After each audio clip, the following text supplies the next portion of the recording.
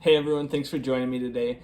Today's video is going to be a little bit different than usual. I'm not going to be fishing today. I'm actually going to be doing some maintenance on my outboard motor. I've got a Evinrude 9.9 here, a 1977 two-stroke. And it's been a couple of years now since I've changed the gear case lubricant. And now Evinrude recommends that you do this about once a year or once every 100 hours of operating usage. And it's been beyond that for me. The motor still runs great, but it's well past due for me to kind of do this job here. So I wanted to kind of share with you guys how I go about doing this. I've got a bottle of the gear case lubricant here, Evinrude Johnson HPF PRO, and then we're going to be using a gear case lube pump as well. I'm going to show you guys how to use that in the video. You can go ahead and just buy that online as a package. You can get the oil and the pump together. It makes for a pretty simple operation here. So stay tuned. I'm going to show you guys how to do this, and hopefully you'll learn something from it so that you can kind of do this on your own. It'll save you at least maybe 80 to 100 bucks versus taking it in to, have an outboard mechanic work on it. So let's go ahead and dive in.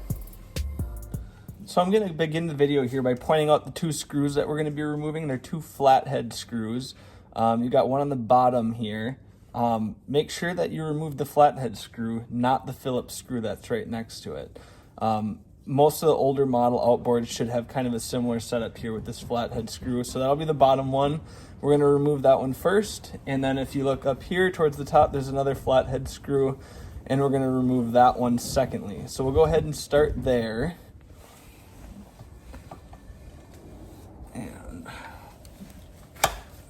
Pretty snug, but we've got it loosened up here.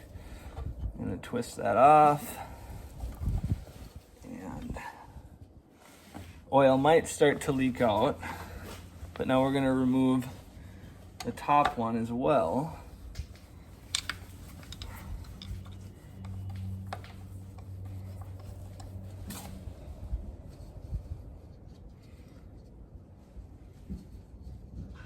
And we're going to set those aside. And you can see now the oil is starting to leak out. And we're just going to let that drain for about 10 minutes or so until it's all drained out. And then we'll show you guys how to replace the lubricant using the new bottle of lubricant that we have here, along with this pump system. And I'll show you guys how to use this pump here as well.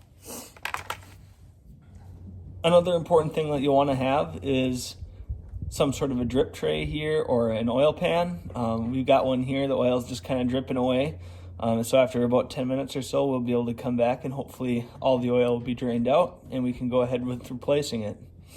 Okay, we have waited about 10 minutes now. The lubricant is just about done dripping out of the motor here. And so you can see that there's just a little bit of the lubricant residue here hanging on the bottom. So we're gonna wipe that clean.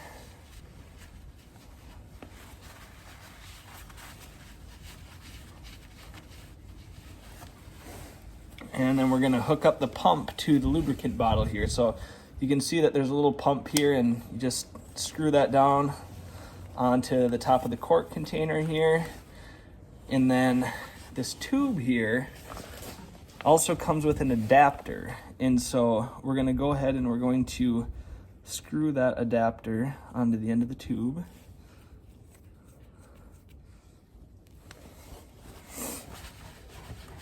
And then we're going to go ahead and screw that adapter right in to the motor here, right into that hole, that very bottom hole that we.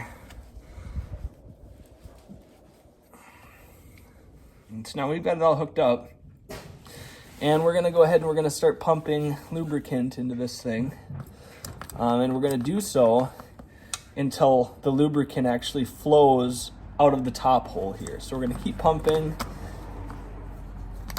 and you can see the lubricant starting to pump towards the outboard. And we're just going to keep going until it flows out the top.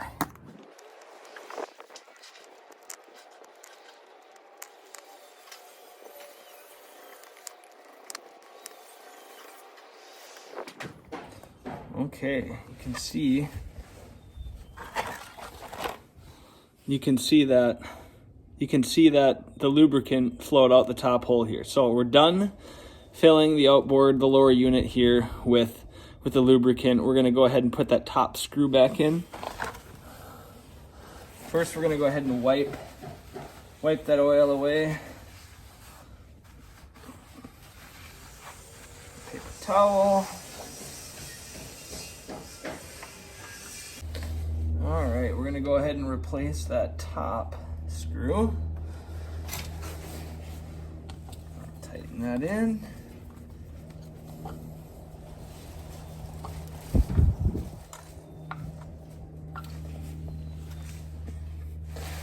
And then the next step is to remove this adapter here, and we want to try and get this bottom screw in there before too much of the lubricant drips back out again. So try and be somewhat quick here.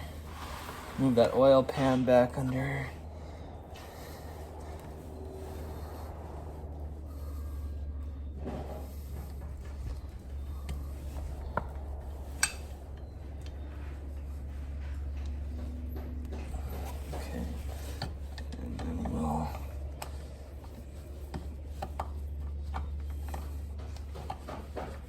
Get that tightened up. All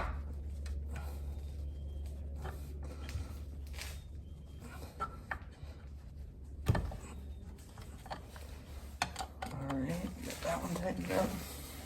And we're done. We're good to go for another 100 hours of operating use now. Well, guys, thanks for joining me. Thanks for checking out the video. I hope you guys learned something.